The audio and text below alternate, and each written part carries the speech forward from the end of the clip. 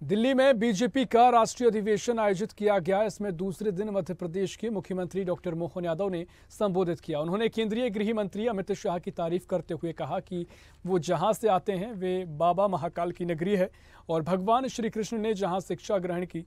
आज की राजनीति में जिस प्रकार से गृह मंत्री ने अपने पूरे राजनीतिक यात्रा में गृह मंत्री का रोल अदा किया, उससे हमने ये एहसास किया है कि वास्तव में भगवान श्री कृष्ण के सच्चे अर्थों में शिष्य के नाते जो शासन व्यवस्था के सूत्र चाहिए वह सारे सूत्र हमको दिखाई देते हैं। इसके साथ ही उन्होंने इस मौके पर उज्जैनी नगरी के महिमा का भी बखान किया।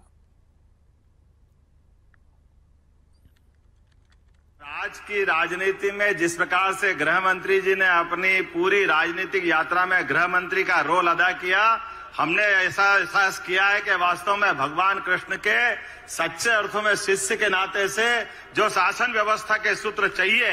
वो सारे सूत्र हमको दिखाई देते। मैं अत्यंत आनंद के साथ इस प्रस्ताव का समर्थन करता हूं। भाजपा की देश की आशा और विपक्ष की हताशा।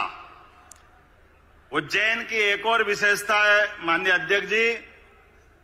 प्रत्येक 12 साल में एक बार कुंभ मेले का आयोजन उज्जैन में होता है और उज्जैन ही हमारे देश के 4 नगरों में होता है और वो चारों नगरों में ऐसा माना जाता कि देव दानव मिलकर के समुद्र मंथन करके उस समुद्र मंथन से अमृत की खोज में अमृत की प्राप्ति लेते हैं और हम सब देखते हैं कि काल के प्रवाह में वो घटना हम सब केवल स्मरण करें। लेकिन आज के इस राजनीतिक दौर में भी 2 दल दिखाई देते हैं और 2 दल में से एक दल वो है जिनके बारे में माननीय यशस्वी गृह मंत्री जी ने विस्तार से बात कही है कि न केवल वो परिवारवाद की बात करते हैं, न केवल वो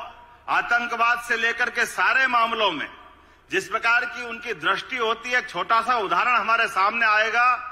कि केवल खेत में किसान हूं, परिवार में खेती है, तो जैसे खेत के अंदर एक पुतला खड़ा कर दो और उस पुतले के आधार पर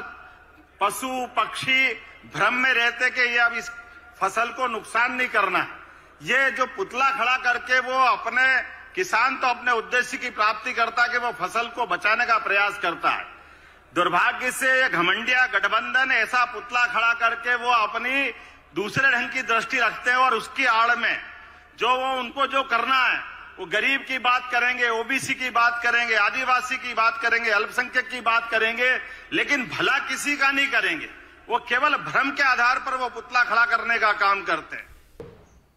ऐसे वीडियो के लिए लाइक करें, शेयर करें, फॉलो करें और YouTube पर जाकर सब्सक्राइब करें और बेल आइकन को दबाना ना भूलें। और ताजा तरीन अपडेट के लिए swedeshlive.com पर जरूर जाएं।